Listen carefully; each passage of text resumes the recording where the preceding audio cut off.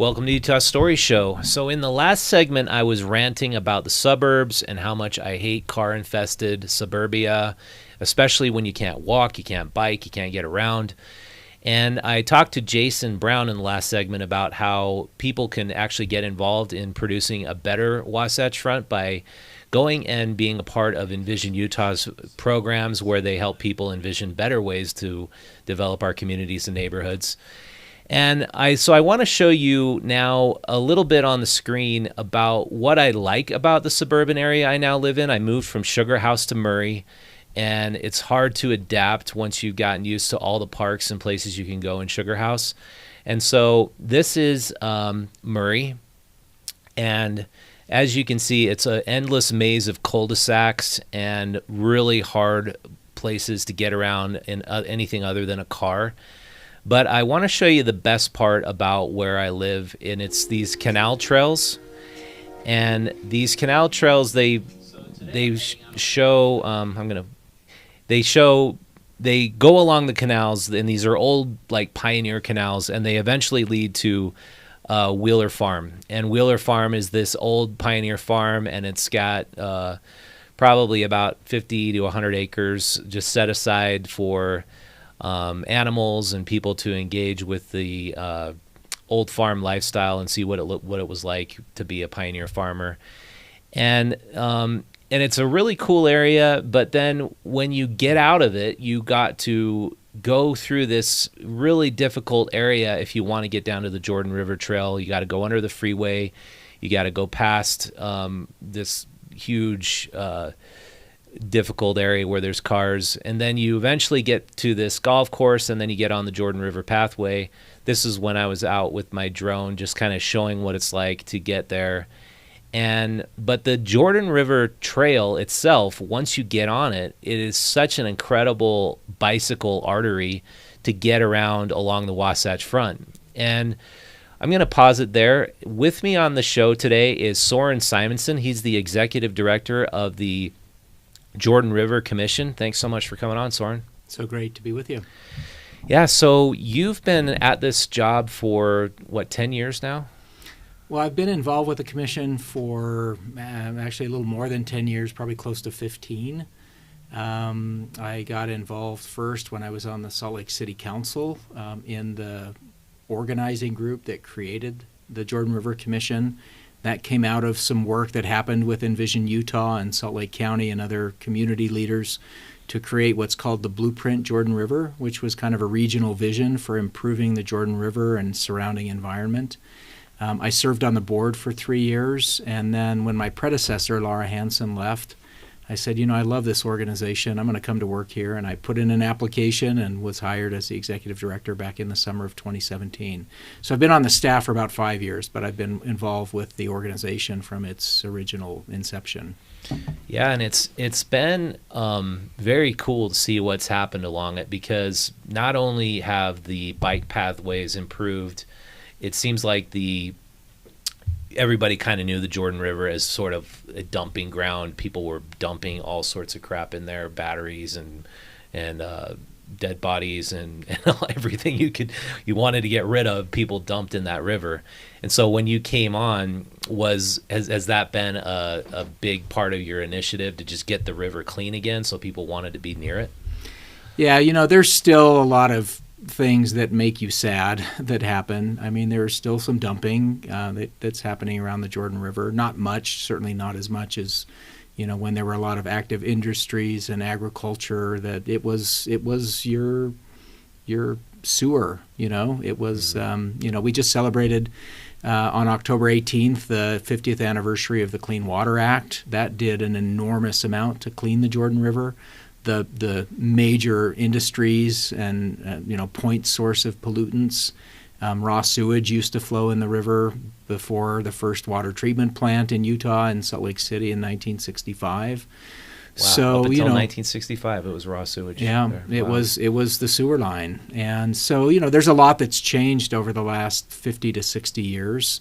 The biggest challenges right now are coming from stormwater, and there's still a lot of people that use the river inappropriately for things that they don't want. We find a lot of tires and shopping carts and other stuff, even lime scooters and spin scooters and other things, bikes. So there's a lot of things that end up in the river that shouldn't be there, but we've got incredible volunteers around the community that are really taking stewardship of the river seriously, and an incredible bunch of elected officials and policymakers that are really transforming it in great ways. Yeah, and I want to continue the clip because what I found, I just decided to ride my electric bike along the Jordan River probably on 10 occasions and take shots and show what it's like. And what I thought was so cool was one day I go out and these kids are getting paddling lessons. And they were learning from a guy named Eric Bonin of Summit Outdoor Adventures how to navigate the Jordan River and even going under the freeway, and how to, I think they were starting at about, I'd have to say about 6,400 south, and they were going, I think, until about 3,900 south, if that sounds right. Mm-hmm. But it was so cool that in the city you had this former cesspool type river, and now it's so clean. You see all this wildlife along the way. You see it doesn't stink anymore. The water's not exactly clear, but it's just such an asset now. It's just become such an amazing place for people to just immediately get in contact with wildlife and nature. And has that been a lot of has that been just a ton of work to get people on board and to get the river clean enough to do that? Yeah, when the commission was first created, which happened in the summer of 2010, in August, is when that interlocal agreement was signed by probably 6 to 8 government agencies, cities, counties, a couple of state agencies, and that kind of started the wheels turning. One of the major areas of focus originally was completing the bike path, the multi-use path, which was completed in 2017, just around the time I joined the commission staff. We had a big celebration in the spring of 2018 we called the Golden Spoke event. And that the Jordan River Trail connects with other trails that now continue completely. I think the last section up in Far West in Weber County was completed earlier this year, and you can now go all the way from Ogden Canyon to Provo Canyon and Utah Lake on a continuous multi-use path. How many miles is that? It's about 115 miles, and there are connecting east-west trails. Party's Trail, the last piece, is under construction from 9th West to the Jordan River Trail. That will be completed probably next spring. And so there's a lot of cool connections that are happening around it as well. So that was kind of the first focus of the commission. Since then, the commission and our numerous partners have turned to what we call the water trail, and the river is considered a navigable waterway, but it hasn't always been easy to do. There's low-head dams for many of the diversion structures to the canals. There's bridges that create obstacles. There's some sections of the river that don't have much water in it. And you can understand why the Great Salt Lake looks the way it does, because if there's no water in the river, there's no water in the lake. So yeah, that's something I wanted to ask you about. I did something else. I went up to Snowbird. We did a little overnight staycation, and up at the top, I was looking at like Little Cottonwood Creek, and it's this massive flow of water, just a humongous amount of water. And then you get down just below, I'm sure there's intakes for water, for drinking water. But then you go to actually where it goes into the Jordan River, it's this tiny trickle. Yeah. So obviously we're taking by far the majority, it's got to be like 95% of that water from the Cottonwood rivers, the Cottonwood creeks, and using it. Is there any way that water is ever going to be increased to so that we can use more for the Great Salt Lake that's drying out? That's a complicated question. It was part of the Great Salt Lake Summit that happened earlier this month, talking about the complex system of inputs and exits of water in and out of not only the Jordan River but the Weber and the Bear River watersheds as well. So I think out of those three, the Jordan River is probably the most complex. But yeah, I mean, the drinking water comes from the Wasatch creeks and groundwater that is supplied by a lot of these tributaries. And when we take out what we need for all the domestic uses, including watering a lot of lawns, there's not much left to go into the river. So the river's suffering and the lake's suffering consequently. But, you know, one of the cool things, we were talking a little bit about the water trail. One of the cool things is that as more people get into the river and see what its needs are, I think we're starting to build just this network of advocates, because recreating in and around the Jordan River, you learn really quickly what the river needs. Yeah. And water quantity and water quality are both right at the top of the list of things. You know, you don't even on the trail, or, you know, bird watching or in a park or on the pathway near the river, you get a great experience and you see the river, but getting in it really changes your whole perception. I mean, you're paddling the river through Murray and you're in the middle of a metro area of 2 million people, and you almost feel like you're out in the middle of nature. It's this incredible oasis. And it's actually super cool. And when you're 10 feet below and everything just kind of vanishes behind the foliage along the banks and the trees, and you're surrounded by blue herons and kingfishers and owls and hawks and red tail. I mean, it's really this incredible experience. You see gophers, not gophers, beavers and otters and other things. It's really magical to just see the city vanish. Yeah, and it's actually, if you back that clip up, Troy, when these kids got to the point where you're under the 201 freeway and they see the freeway pillars, it's amazing how even the freeway overhead doesn't ruin the experience. It's like, here's thousands of cars going over the top of your head while you're paddling this river, and in and among you, maybe for a minute, you're hearing those cars go by, but you're seeing all of this habitat for. I even found like giant carp swimming around in there one day, and it's just really quite awesome. And I think you're right. If more people actually float down that river, they're going to want to improve it. They're going to want to see more water come down so they can enjoy it more. Yeah. It's amazing how much habitat bridges provide. I grew up in Austin, Texas, you know, a great river city in America. And a lot of people have heard about the world-renowned the clouds of bats that live under the Congress Avenue Bridge. That, you know, when the sun sets, they just come out in this enormous swarm, you know, eating insects and doing what bats do at sunset. And the Jordan River, I've had some experiences similar to that, just these massive flocks of birds that build nests out of mud underneath the rafters of the bridge. Yeah. And right around that time, you know, when the insects are swarming, the birds will come out, and they're just giant clouds of birds that all of a sudden dive out underneath a bridge to go feed. And it's really magical. And even though there's noise from the bridge and, you know, you're in a human environment, you know, just kind of connecting with nature in that way is really incredible. Yeah, and talking just to Jason about the Utah we want to build for the next 10, 20, 30 years, it seems to me, you know, the trails up in the mountains are getting really busy. You go to Mill Creek now, and sometimes you can't find a parking spot. And it seems like more and more people are realizing the more you connect with nature in some way, the less your depression sets in. And the more you can enjoy the seasons, the more you can feel like you're interconnected.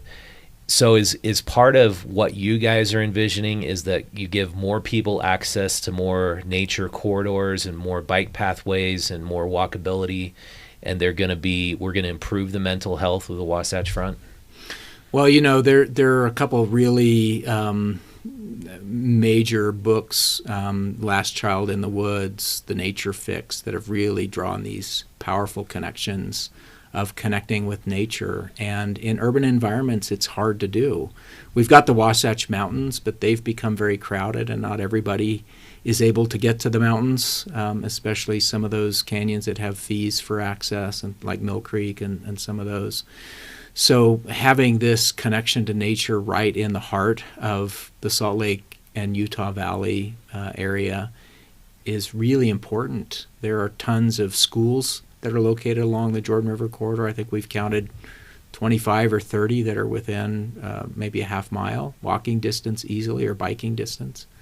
And there's multiple dimensions to this. My kids, my older kids, not very long ago, graduated from Highland High School, and they learned to drive a car when they were in high school. I have this big harebrained idea that every junior high school kid should have a transit pass. In the Salt Lake schools, they do this year, which I'm applauding. Mm-hmm. My youngest child goes to Hillside Middle School, and she just got her transit pass.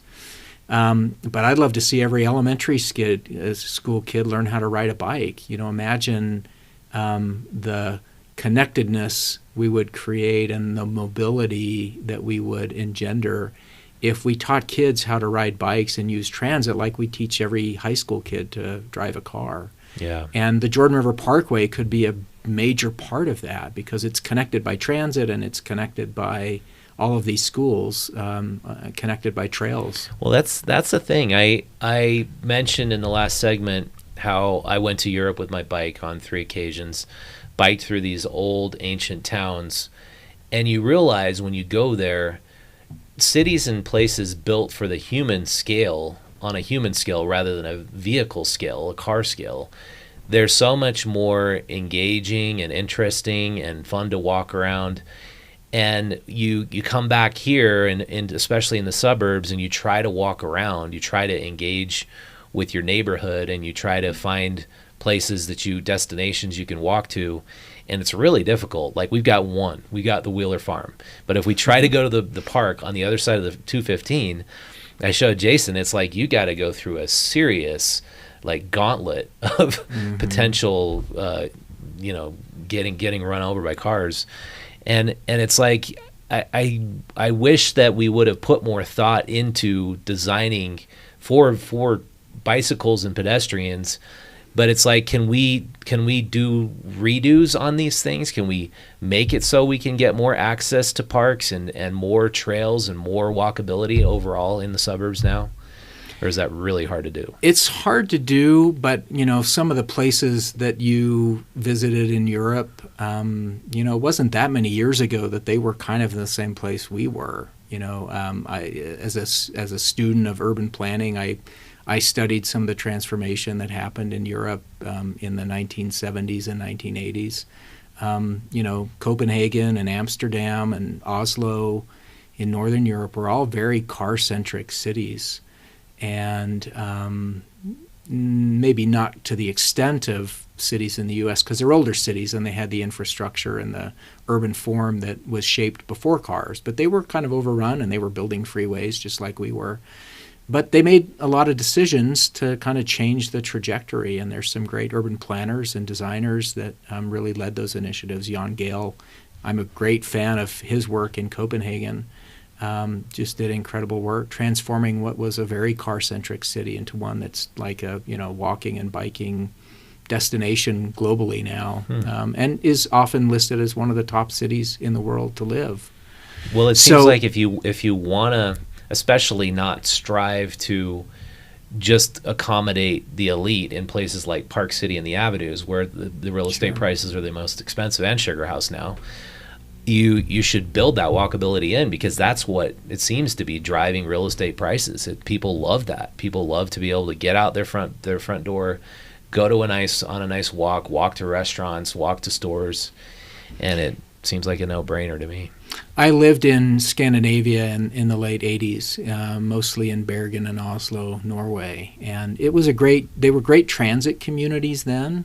Biking hadn't really taken off yet, and I went back and visited Europe last summer, spent a month there with my oldest daughter as part of a study abroad she was doing at Westminster College, and it just blew me away, the transformation that happened over those 30 years from the late 1980s.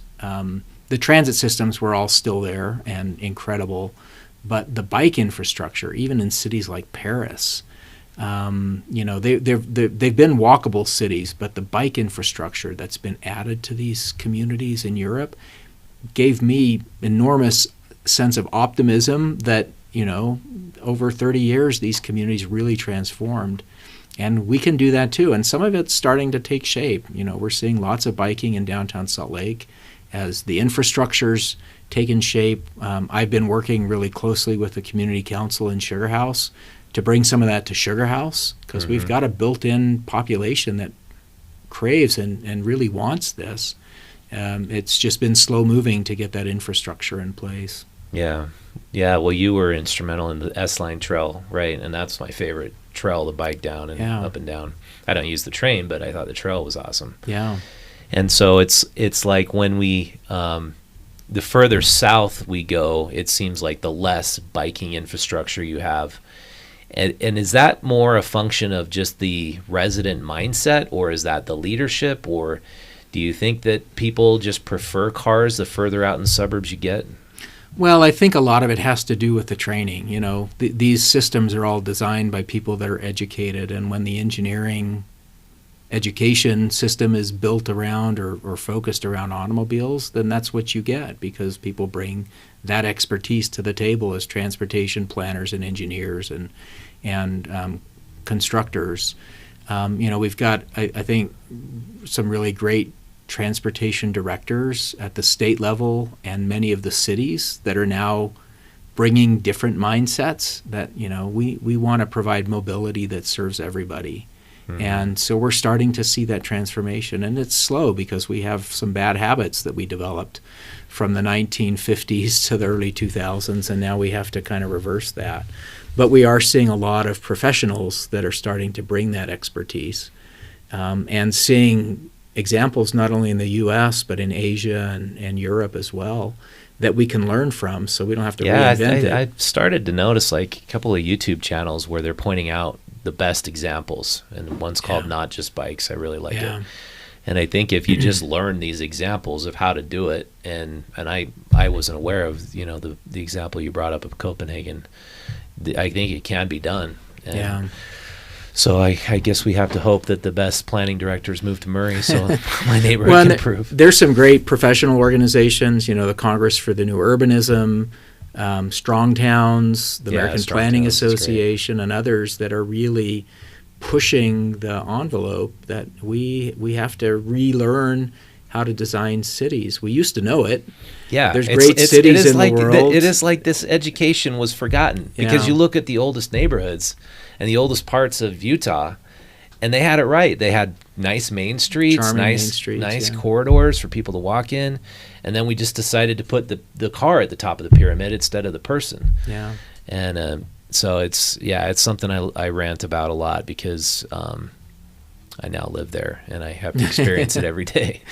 But I wanted to shift gears a little bit and talk to you about housing affordability. That's been a major focus of this podcast, and you are an architect by training, and when you were on the city council, you were definitely all about preserving local, affordable retail. And when you were fighting that battle, and I was covering what you were doing so much when we first met, is that battle ongoing, and what do you think the key is to building more affordability into the current housing market?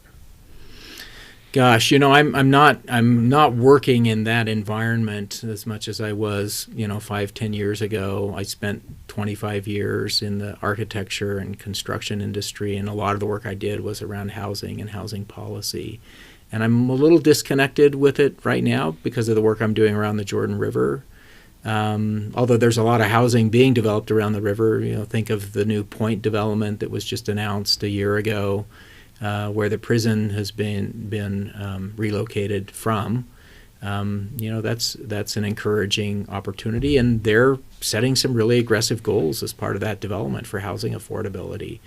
So there has to be some policy focus on it for sure. And I'm not as connected to the policy work, but I'm certainly cheering on those that are trying to do it from the wings as best I can. But I've got two kids. One's in college. One just graduated from college a year ago, and where do they find a place to live? Yeah. We'll keep them with us as long as they can stand it. But well, we had at some point they want to some... spread their wings and get out on their own, and it's really hard right now. Yeah, we had 2 guests who received a grant from the state. They set aside $50 million for housing affordability, and those guests were talking about how it was so difficult to just change zoning to allow for things like manufactured home communities or tiny home villages, and they just passed this tiny home village. But I'm a big fan of that one. Yeah, it seems like if we stopped with our NIMBYism, which is preventing zoning changes. I mean, I love the idea of the tiny home village, but it took them about more than a year longer than they thought it would just to get it approved. Yeah. And it's funny because one of the guests brought up that the man who was so opposed to this affordable housing development in Cedar City had a daughter living in his basement. And even the housing in rural Utah is $400,000 or $500,000, and kids just can't even move out anymore. And so, do you think that if we just got rid of our NIMBY ideas and allowed for tiny home villages, accessory dwelling units to be built more by even landlords, that we could solve this problem in the next 10 or 20 years, or is it only going to get worse? Well, there are some barriers that we've created that are artificial. A couple of observations. One is, thinking about the other side village, the tiny home village. 100 years ago, you would have just called it a village. Mm-hmm. I mean, I look at homes that were built. I've lived in a couple of them. My first home in Utah when I moved here from Texas, up in the Marmalade area, just west of the capital, it was a 300 square foot home. My wife and I rented it. I was a young professional. She was still in graduate school. And we didn't call it a tiny home. We just called it a home. But that's what they're building at the other side village, are homes of 200 to 400 square feet. Yeah, and tiny many lots, of these so homes accommodated families with 5 or 6 or 10 kids. In the pioneer era, you look at some of the cabins up at This Is a Place Heritage Park, and they're a room, they're a box, and you raised families in these places, and your home was not only inside the 4 walls, but it was the neighborhood that you created.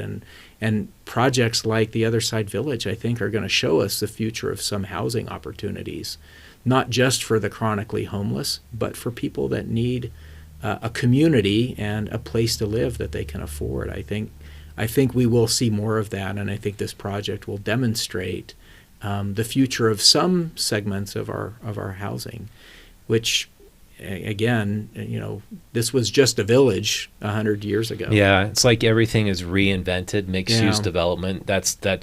It's like a new thing, even though that was built into every old neighborhood you ever saw before. Yeah, I mean, for the last 100 years, the suburban expansion, average home sizes went from under 1,000 square feet to over 2,500 square feet.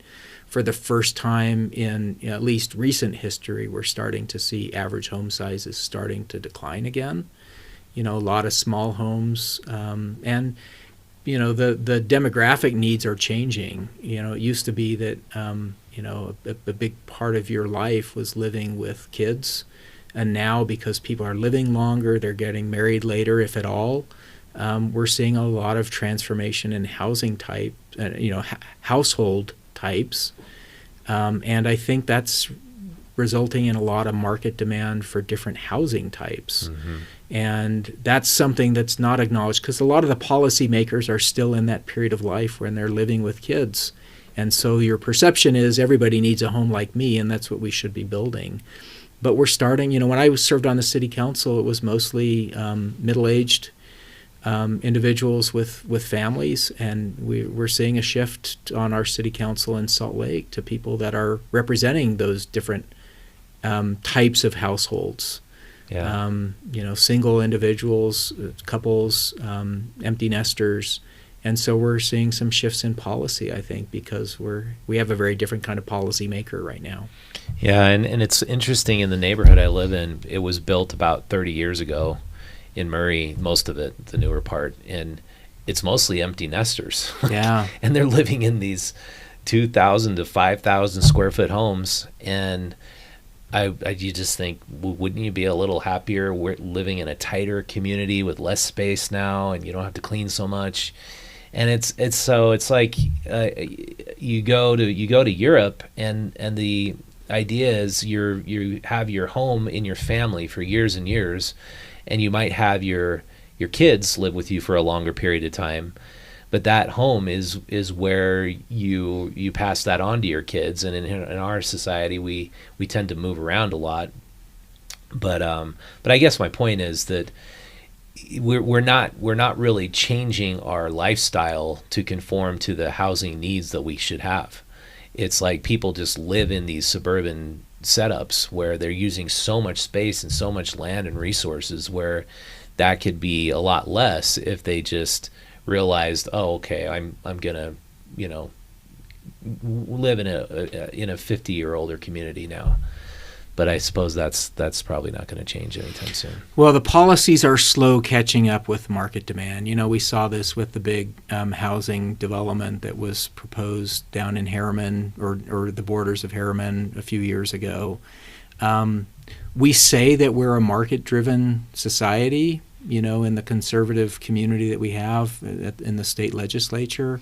We want market-driven approaches, and yet when the market brings us market-driven approaches like compact communities where there's so much demand, and people really come unglued. And so it's hard to listen to people advocate market-driven approaches when we push the market away and we force a market that is from the 20th century. Mm-hmm. Rather than a market that's really responsive to what our needs are today. And hopefully people will begin to see that as we're getting more successful examples of great communities that are more urban than suburban.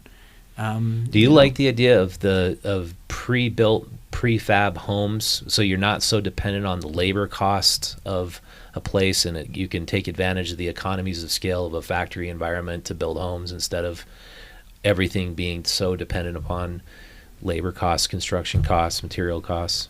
I think there's certainly a market for that. The downside of pre-manufactured homes is that they're not always very responsive to orientation and the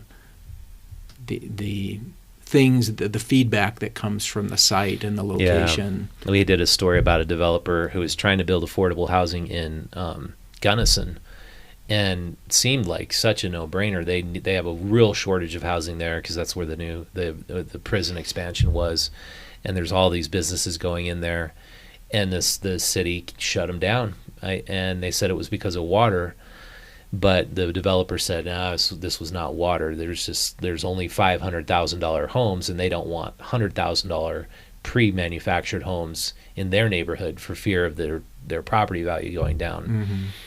And so it's a tough battle, I think. I mean, here's an interesting conundrum, because higher density housing almost never reduces property values. I mean, I'm watching this happen in my neighborhood right now. I live a block south of where the Blue Plate Diner used to be. And when a developer came in a few years ago and proposed upzoning the property to put in a fairly high density condo project, the neighborhood around there really was pretty upset by it. They ended up, a different developer is doing a different project. It's still pretty high density. It's fairly high-end apartments. It's not going to be low income, but it's absolutely appreciating property values. I live just 3 doors down from the corner, mm-hmm. and just the prospect of vacant, boarded-up buildings that were all around the Blue Plate Diner being removed, and that blight, and putting in something that will be akin to the Holiday Town Center in its place is already changing property values for my property in a very positive way. I couldn't afford my home today because of the transformations that are happening there. Yeah, and I've got a rental just down the street from you. Yeah. And I was thinking about an ADU, but then I looked at the law and it says you have to be owner occupied to do an ADU. And so I mean there's a lot of rentals in good neighborhoods where ADUs could really benefit the housing supply. But do you think that would be a bad idea to change the law so that landlords could actually build an ADU on their property? That's I understand the desire of ADUs, and I've been an advocate for them for many years. Even before I was on the city council, was one of the issues I ran for the council to try and address, because my wife and I had a historic home in Highland Park that had an accessory unit, and when we wanted to remodel, we were told, well, it doesn't meet zoning, you have to remove the accessory. It was a basement apartment. We had to remove that in order to remodel our home. And I thought that doesn't make sense. And then I learned that in 1995, before that, there was no regulation on accessory units. They existed all over the city. And that by right was taken away. It was restored by the state legislature a couple of years ago, that any accessory unit within the structure of a single-family home is now guaranteed by right across the state in most areas. But constructing new ones, there are, I think, legitimate concerns for changing the character of a neighborhood. But the process we have for accessory units in Salt Lake, I think, right now is over-regulatory. Every accessory unit has to go through a pretty extensive process that requires going in front of the Planning Commission, and that's pretty challenging. Yeah. And certainly not supporting affordability and a lot of the fee structure and stuff like that. So I'd love to see it streamlined, where as long as the accessory unit, like an accessory garage or an outbuilding or something like that, is compatible with the primary structure, similar in design and materials and things like that, that's not going to significantly alter the neighborhood. I think those should be really easy to get approved. Yeah, especially if they want to do the easiest thing you could possibly do to make housing more affordable. Yeah. Just make it easy for landlords, property owners to do it. The other challenge is, fees that are often associated with these units. By and large, the neighborhoods where they're going in are neighborhoods that have seen population declines. My neighborhood, they've closed down elementary schools because there just aren't that many kids. So the population in much of Sugar House has declined, and yet when you're putting in an accessory unit, you have to pay all of these fees for, the development fees and things like that. But you're not adding more burden, because the population that many of the systems were designed for, the streets and the utilities and parks and all of those things that you pay development fees for, they're not burdened like they used to be because of these population declines. So I think they're kind of bringing us back to what the capacity of the system is by adding in these modest accessory structures. Yeah, I hope that's my opinion, but I'm sticking with it. Yeah. Well, I wanted to touch on the blueprint a little more. So going back to the Jordan River, what can people do to engage with the blueprint, the new blueprint you have? I guess this goes now 10 years to the future, what you want to do? Yeah, we're kind of seeing the last blueprint was around for about 10 years before we started talking about updating it.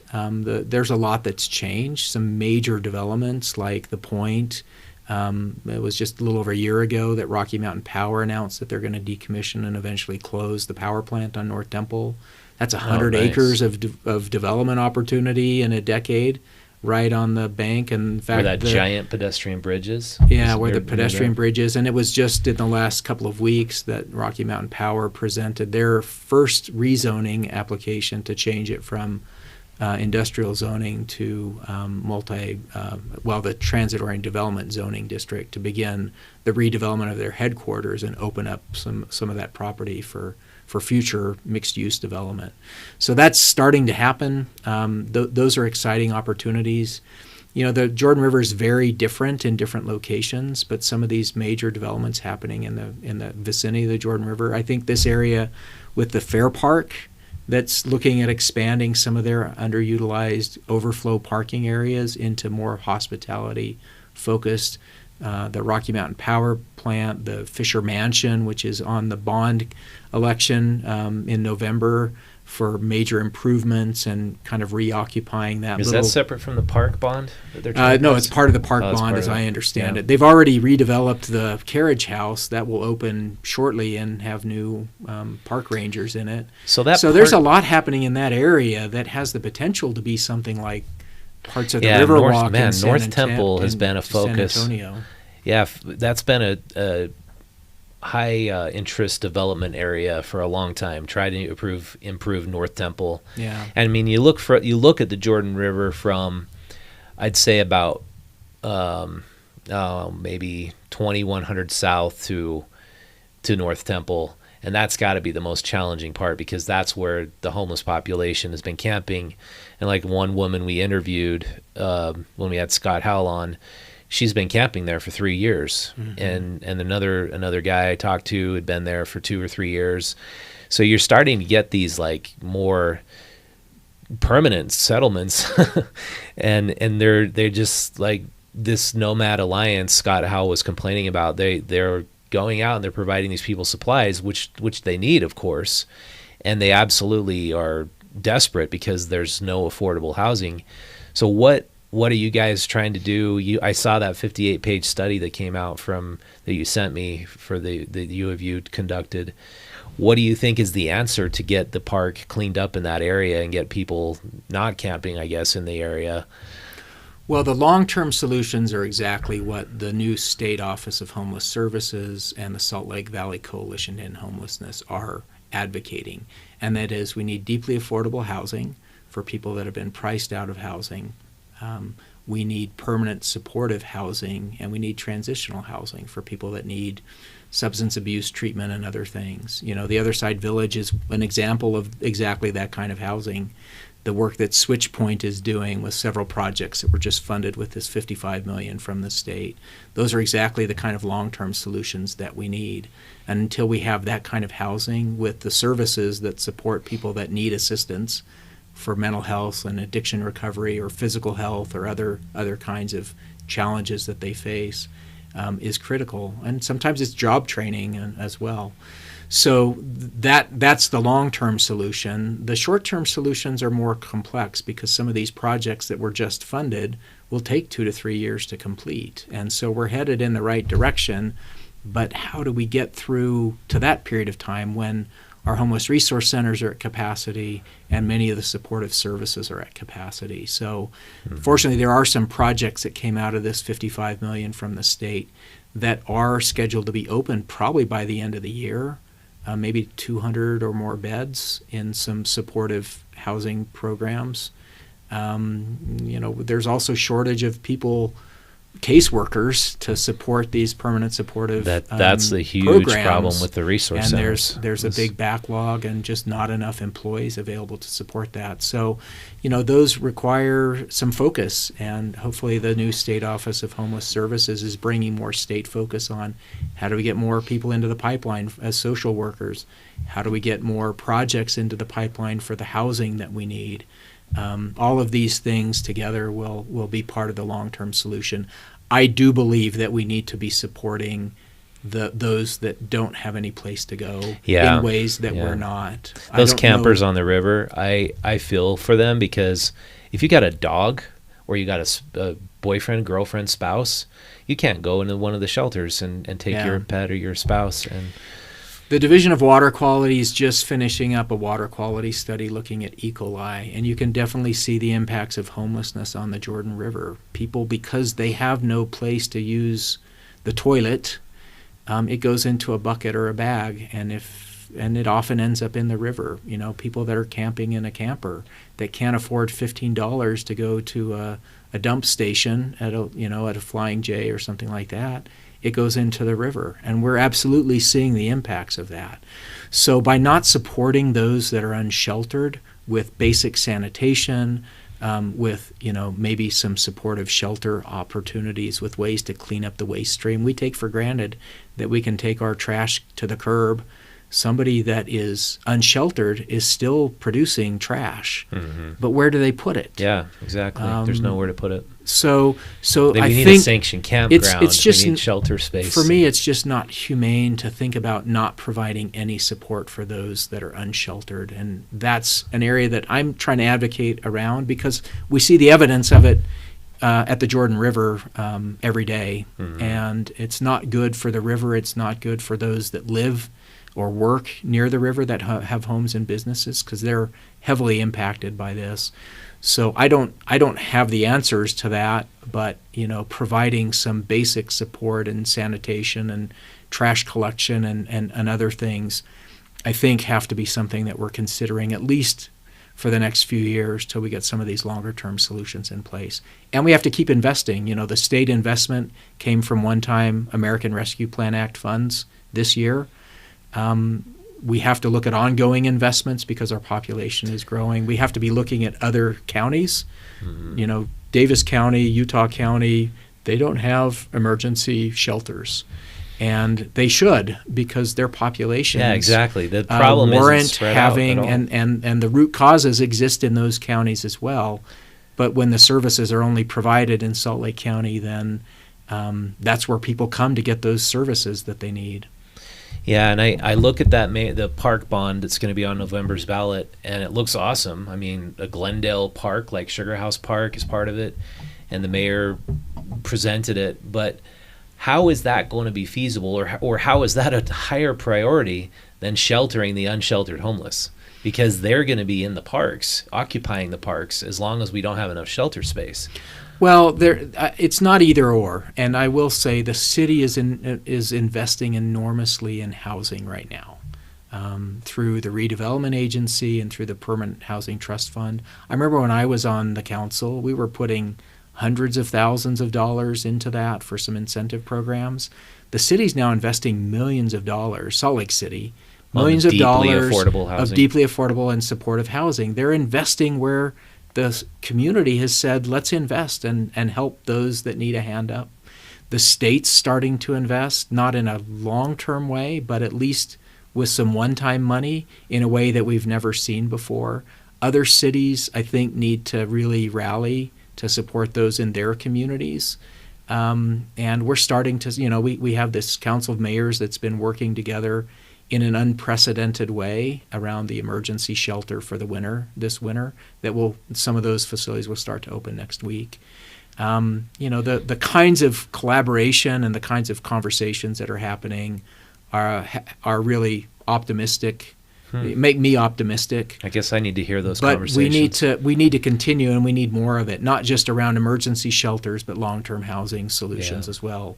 Medically vulnerable populations need housing solutions in every city in the Wasatch Front. Yeah, I talked to a lady who had been on the street since January, and she has a housing voucher in her hand, but she can't fulfill it anywhere. Sure, the housing and I think that's actually really common, and it's a Section 8 voucher because that's pretty much all they've got. But there's no landlords who are going to rent to her because they can find better tenants. They can find a tenant doesn't have a criminal record or a narcotics background. And so these people who have felony convictions in their background or narcotics in the background, they're like Samuel Grenny was on the program. He said the bottom couple rungs of the economic ladder have just been wiped away in terms of housing. And I guess I need to get links from you about how you feel optimistic about it, because I just look at what's out there, and the only thing I can see is the other side village in terms of giving the developers all this money to create deeply affordable housing. Like the Utah Theater was demolished on the promise that they're going to do affordable housing there. And I think LaSalle Partners and the other developer said, oh, it's too bad we can't do it. We're sorry. We can't fulfill that. So here's something to think about. So when the state legislature put this $55 million into deeply affordable and supportive housing programs, and we're a community policymakers that say market-driven approaches, Wayne Niederhauser, who's the new state homeless office coordinator, last year about this time said we need probably $200 million or more to address the housing needs right now. Not into the future, that's right now, today. Yeah. The governor cut that back a little bit. I think he proposed $130 million, $120 million, something like that. The legislature cut it back to 55. And then they put out a grant solicitation. If you want funding to help support affordable housing projects, bring us your proposals. The proposals came in statewide. I think they exceeded $200 million. So Wayne had it right in terms of demand. And these are market ideas. These are market approaches. Now, the market doesn't support affordable housing without some subsidy. It's just not, you can't close the gaps without that support. Without changing zoning But the laws. market is responding. I mean, you look at programs like SwitchPoint, which originated down in southern Utah in the St. George area. They've now expanded to the Wasatch Front. Mm-hmm. They're developing great facilities in Tooele and other places, several. I think they brought in a dozen proposals for the Salt Lake Valley, mostly hotel conversions, hotels that are old and run down Yeah, can Carol be converted. was on this program, and that was major. Carol's point of doing hers. incredible work, She's and she's got a couple that I think are going to be some of the first ones to open from this $55 million grant money that's being distributed. So, those are some of the things that make me optimistic. The market is responding to a market-driven approach, and we just need more funding to close the gaps so that these projects can become real. Yeah. Well, thanks for getting into that with me. Yeah. For not knowing much about it. You seem to be on top of it more than me in terms of what makes you feel optimistic. So that's good. Well, and my heart's close to the river right now, and that's where my professional focus is. But, I'm interested in housing because of what we're seeing around the river. Yeah, you can't improve it without getting these people into housing. So, but, the river provides affordable transportation. We're working on projects to make the Jordan River Parkway more connected to transit. This Mid-Valley Connector bus rapid transit line that will connect the Murray Central Station to the West Jordan downtown. Right now, they've bypassed the Jordan River, and there's not a stop planned, and we're trying to advocate to put a stop there so that people can use the trail to get to transit. When we did our survey for the Blueprint Jordan River, of the roughly 8,000 responses that we got to the survey, 15% of the people that responded said they use transit to get to the Jordan River, and 25% said they're getting there by walking and biking. To use the trail. Yeah. So those are really encouraging signs, which means we should be doing more investment in transit connections and trail connections and connecting them to each other. And we need to be investing more in maintenance. Winter maintenance on the Jordan River Trail makes it really, the lack of it makes it really hard to use the trail for commuting in the wintertime. And yet Europe's showed us you can commute in winter weather. They're doing it in Sweden and Norway and Amsterdam, or the Netherlands and Denmark. We can do that here. We just have to invest in those things that give people more options and more access, and they'll do it. Yeah. They'll use it.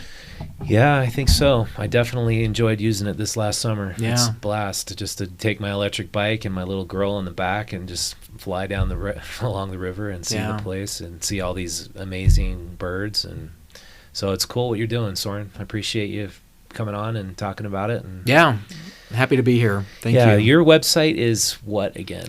The Jordan River Commission website is jordanrivercommission.com. We have a couple of other websites. We love to promote our mobile map, which really works. Cool, it's myjordanriver.org. You can share experiences. It's kind of a crowdsourced. Is that where you can see exactly where you get in and out of the river if you're on a boat? We don't yet have the boating access because those projects are still under construction. We haven't added that in. That's a project we'll probably take on early next year. Both an update to our printed map with some of those new connecting trails and boating infrastructure and the mobile map. So that's in the works. We're trying to kind of cobble together the funding to make all that happen. But it's a great app even without, or mobile site even without that. The map I saw that shows all the parts of the river where you can see different wildlife and where you might have to portage, that was really cool. And I used it to kind of get my way around this last summer. You can also report issues. If there's a tree that fell down in a windstorm or a limb or, graffiti or pavement that's kind of rough or eroding because of a bank erosion, or a dead those body. Things can all be reported. And we try and help make sure we get those reports to the right jurisdictions. Or if they're not something we can do ourselves with volunteers and our crew. Cool. All right. Well, thank you everyone for watching. And if you want to be a bigger part of the conversation, go subscribe to our Utah Stories weekly newsletter. We'll send you the voice of local Utah every week to your inbox, and we don't spam you. And if you want to help us out by subscribing to the magazine, this is our print magazine. We still print on paper. and people love the magazine, so we're still printing it. So you can subscribe. We've been getting a lot of subscribers, so thank you so much for all of you who have subscribed already. But having it delivered to your door is really the best way to get it, because it does run out. We can't print as many as we were before because paper is scarce and our paper costs have gone way, way up. But if for $24 for the entire year, we'll send it right to your door. Go visit utahstories.com and hit the subscribe button. Smash the like button, subscribe to our channel, do all that stuff. You can follow us on Instagram and Twitter and Facebook. And with that, thanks so much for watching. I'll see you next time.